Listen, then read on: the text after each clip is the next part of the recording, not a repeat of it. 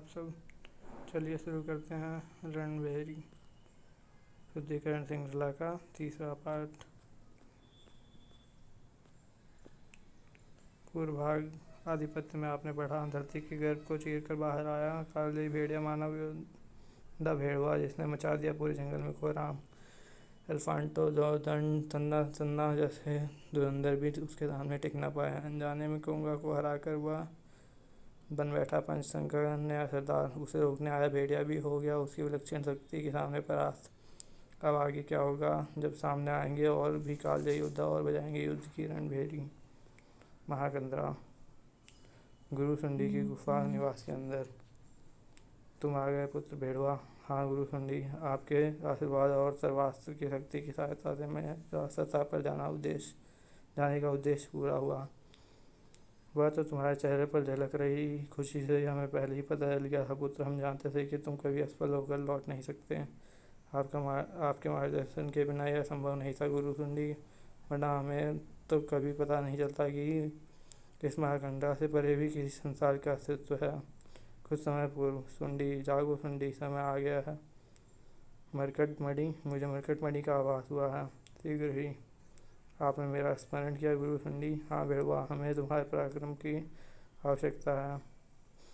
आदेश दीजिए गुरु सुंडी, कितने सर काट कर लाने हैं। नहीं भेड़वा, तुम्हें युद्ध बन कर नहीं अपितु अन्वेषी बनकर जाना है। तुम्हें योद्धा बनकर नहीं अपितु अन्वेषी बनकर जाना है। मैं कुछ समझा नहीं गुरु सुंडी। समझाता हूँ। हजारों वर्षों से यहाँ काली घाटी हम भेड़िया मानवों का निवास स्थान रही है। अति विशालकाय वृक्ष और घनी घाटियों से आच्छादित यह घाटी पूरा संसार नहीं है, बस यह एक विशाल प्रकृति का एक छोटा सा हिस्सा मात्र है। यह आप क्या कह रहे हैं गुरु सुंडी, इस घाटी के बाहर भी कोई संसार है? अगर ऐसा है तो इतने वर्ष यहाँ से बाहर निकलकर कोई मार्ग क्यों नहीं दिखा हमें? क्योंकि यह कालजयी घाटी बाकी संसार से कटी हुई थी। यहाँ से बाहर निकलने का कोई मार्ग था ही नहीं। यदि था भी तो उसे बंद कर दिया गया था, अर्थात अब कोई मार्ग मिल गया है गुरु सुंडी। सही समझे हो बस। यह देखो मरकट मणि, कहते हैं यह मणि किसी एक स्थान अथवा इंसान के पास नहीं रहती, यह अदृश्य होकर अपना स्थान बदलती रहती है और यह जिसे भी मिलती है दैवी प्रेरणा से मिलती है। अद्भुत मरकट मणि, अद्भुत शक्तियाँ और अपरिमित ज्ञान का भंडार है, और इस मणि ने मुझे सतह पर जाने का मार्ग बता दिया है। तुम हमारी प्रजाति के सबसे पराक्रमी योद्धा हो। मैं चाहता हूँ तुम सतह पर जाओ और वहाँ के बारे में सारी जानकारियाँ इकट्ठी करके लाओ। हो सकता है सतह पर तुम्हारा सामना शक्तिशाली जीवों से हो। वैसे तो मुझे तुम्हारे पराक्रम पर कोई संदेह नहीं है, फिर भी मैं तुम्हें अपना यह अस्त्र सर्वास्त्र दे रहा हूँ। तुम प्रातः ही यात्रा के लिए प्रस्थान करो। सतह पर जाने के मार्ग का मानचित्र मैं तुम्हारे मस्तिष्क में अंकित कर रहा हूँ, पर ध्यान रहे तुम्हारी यह यात्रा गोपनीय रहनी चाहिए। जो आज्ञा गुरु सुंडी। मैं इस अभियान में जाने के लिए अत्यंत उत्सुक हूँ।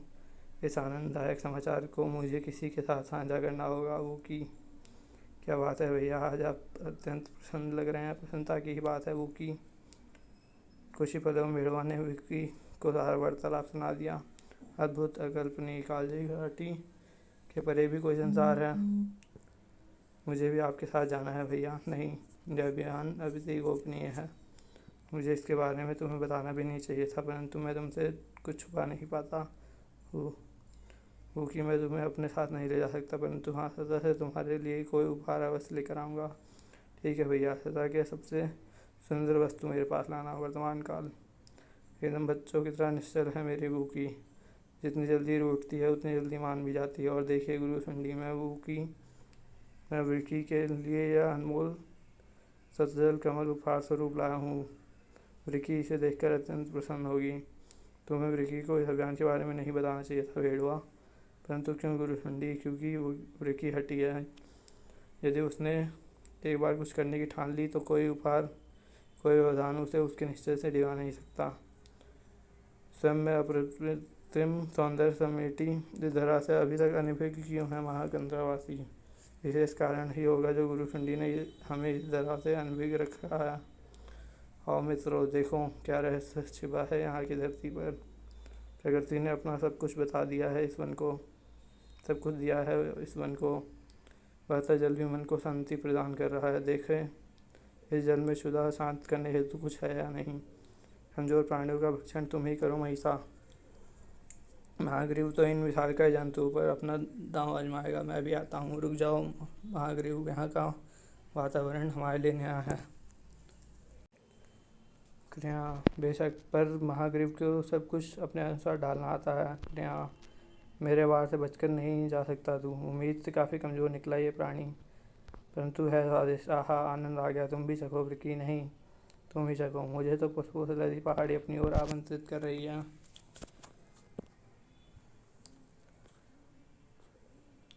मनमोहक हैं ये पुष्प। महागंधरा में यह विलक्षण पुष्प दिखाई ही नहीं पड़ते। यहाँ दिखाए तो भी इतनी ऊंचाई पर।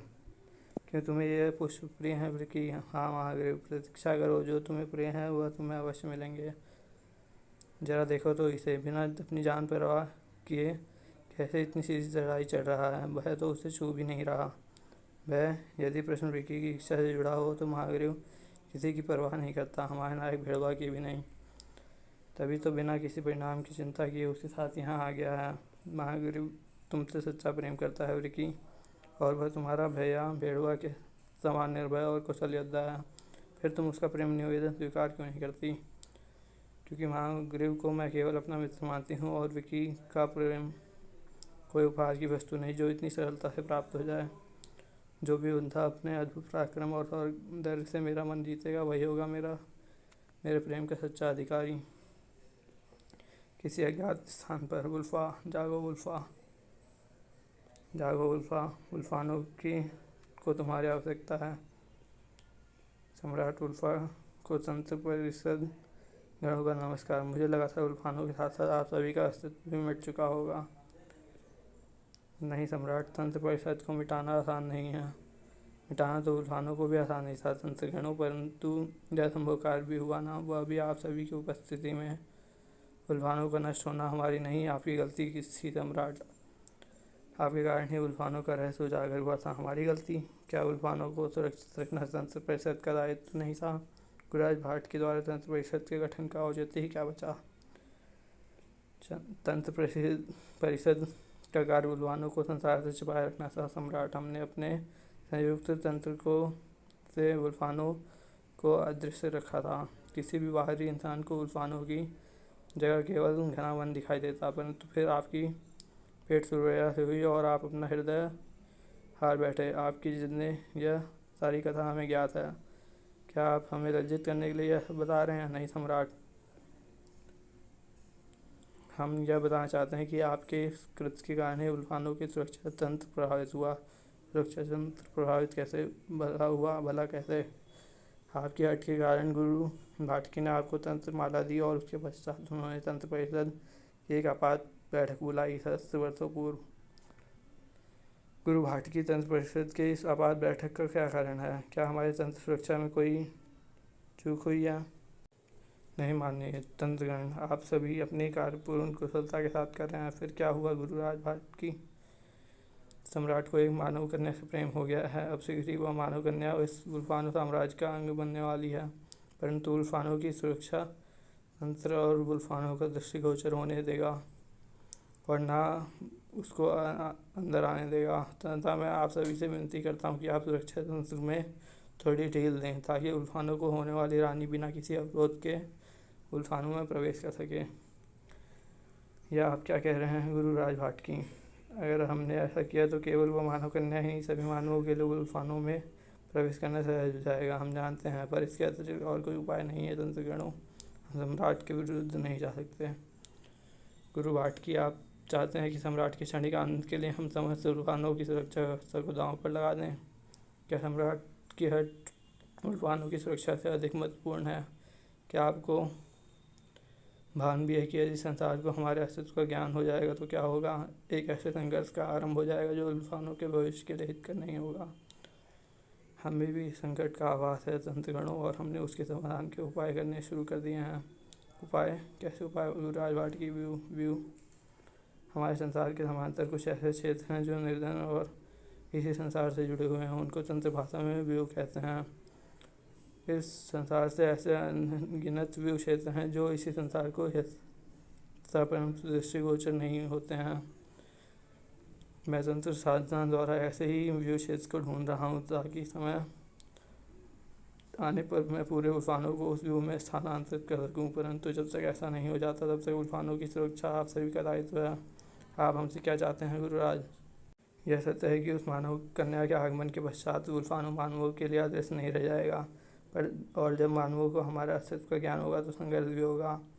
हम चाहते हैं आप सभी उल्फानों के चारों ओर ऐसा तंत्र जाल बुन दें ताकि कोई भी किसी बुरी मंशा से उल्फानों में प्रवेश करना चाहे तो उसका विनाश हो जाए। ठीक है गुरु भाटकी, आपके आश्वासन पर हम यह कदम उठा रहे हैं। हम उल्फानों के चारों ओर ऐसा सुरक्षा कवच बना देंगे कि शत्रु भूल कर भी उल्फानों में प्रवेश करने का साहस नहीं करेगा। यदि ऐसा था तो यह संभव हुआ कैसे? शत्रु उल्फानों की सीमा पार कर अंदर कैसे प्रवेश कर गया? आप सभी उल्फानों का विनाश होने से क्यों नहीं रोक पाई, बताइए। उस शक्ति के कारण जिसके सामने हमारा संयुक्त तंत्र भी असफल हुआ। असम के घने वन में पूरा जंगल छान मारा, उस भेड़िया मानव का कोई चिन्ह नहीं मिला। आखिर कहाँ गया हुआ?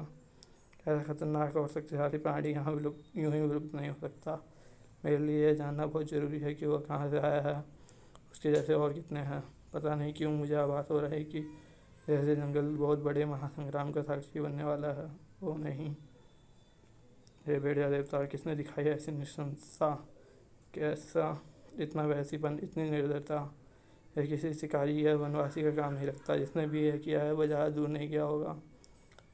इस तरफ से कुछ अपरिचित आवाज़ें आ रही हैं। यह सब तो ठीक वैसी भेड़िया मानव है जैसा वह भेड़वा था। क्या भेड़िया तुमको दिखाया कि निशंसा क्या होती है? कौन है रे तू, और तूने हम पर प्रहार करने का साहस कैसे किया? पता नहीं है ना, किसी पर अकारण युद्ध प्रहार करना युद्ध की चुनौती होती है। मेरे जंगल में अवैध घुसपैठ कर वन प्राणियों की नृशंस हत्या करके और उल्टा कारण पूछ रहे हो? तुम बताओ, तुम लोग कौन हो और कहाँ से आए हो? यह है हमारा परिचय। तड़ाक कर, अब मेरी बारी है। सब दान विद्या। महिषा के सिंह के वार से बचकर तू खड़ा हो गया। तू, इसका अर्थ है तू शक्तिशाली है। यहाँ के बाणों को चुका दिया, अर्थात तू भी बहुत है, अर्थात तू योग प्रतिद्वंदी है। उम्मीद है तू उस विशाल प्राणी की तरह निराश नहीं करेगा। उफ, यह क्या, तेरे जख्म तो स्वयं में उभर रहे हैं। यह किस तरह का प्रहार किया तूने? मेरे बाजू में जान हो गए। इसे मन प्रहार कहते हैं। युद्ध में शत्रु से ध्यान हटाना घातक होता है। यह नियम तो तुझ पर भी लागू होता है। धाड़, अभी तक लग रहा था इस संसार पर अपना आधिपत्य स्थापित करने के लिए किसी शिशु क्रीड़ा के समान सफल होगा, परंतु तूने हमें चुनौती देकर इस रण का आनंद दुगना कर दिया है। तुम लोग शायद समझ ना पा रहे हो, जब भेड़ा किसी रण में उतरता है तो उसका निर्णय पहले ही निश्चित हो जाता है। रणभेड़ी कोई भी बजाय जय घोष भेड़िया की ही होती है। धनुष की डोरी काट कर तू सोचता है कि तू पिनाक से जीत जाएगा, तो यह तेरी भूल है। तड़ाक, इस भूल का सुधार अभी कर लेते हैं। कौन है यह वीर भेड़िया पुरुष? अद्भुत, इस योद्धा की चपलता, इसका युद्ध कौशल सब अद्भुत है। दर्भ की भेड़िया की युद्ध कौशलता और वीरता को देखकर स्तब्ध और चकित थी। वहीं दूसरी तरफ उल्फा भी तंत्रग्रहण के रहस्योद्घाटन पर हैरान हुए बिना नहीं रह पाया था। कौन सी शक्ति तंत्रग्रहण? संसार में ऐसी कौन सी शक्ति पैदा हो गई जो गुरु भाटकी और तंत्रग्रहण से अधिक शक्तिशाली हो? इस संसार में कोई भी शक्ति अपराजय नहीं है सम्राट। जब आप युद्ध में पराजित होकर बंदी बना लिए गए तब शत्रुओं ने उल्फानों की तरफ रुख कर दिया था, परंतु उल्फानों की सीमा पार कर अंदर नहीं आ पाए थे। उल्फानों की भूमि उनके लिए काल बन गई थी। आकाश शोले बरसा रहा था। बचाओ, हाय मरा। उल्फानों के रक्षक भेड़िया उन पर काल बनकर टूट पड़े। गुर, जल्द ही शत्रु सेना के पैर उखड़ गए और वो उल्टे पांव भागने लगे। आखिर शत्रु सैनिक वापस चले गए तो उल्फानों का विनाश आखिर हुआ कैसे? विनाश उस साय के रूप में वहाँ पर प्रकट हुआ। रुक जाओ कायरों, क्षमा, शत्रु मायावी शक्तियों का धारक हैं। हमारे आधे से अधिक सैनिकों का अंत हो गया। उनकी माया का मुकाबला हमारे वश का नहीं है। कायर अपनी कायरता को छुपाने के लिए शत्रु की शक्तियों की गुणगान कर रहे हो। कर गुरु, जाओ युद्ध जीतो। न जाने उस साय ने उन भगोड़े सैनिकों पर कैसा मंत्र फूका, वो वापस लौट आए। अब वह 100 गुना ज़्यादा निर्भीक और दुर्दांत प्रतीत हो रहे थे। हमारे तंत्रवाद उनके सामने असफल हो रहे थे। वे एक एक करके हमारे सभी सुरक्षा अवरोधों को ध्वस्त करते जा रहे थे। उनके सामने हमारे खूंखार भेड़िया रक्षक भी नहीं टिक पाए। अतः यह मायावी सैनिक उल्फानों में प्रवेश करने में सफल रहे। हमारी रक्षा टोली ने उनको रोकने का प्रयास किया, परंतु उनका हश्र भी वही हुआ। गुल्फानों की सुरक्षा का आखिरी स्तंभ गिरने के बाद उनको कोई रोकने वाला नहीं था। चैक, हमारी आंखों के सामने हमारी मातृभूमि का विनाश हो रहा था, मतलब हम चुपचाप कैसे तमाशा बैठे देख सकते थे।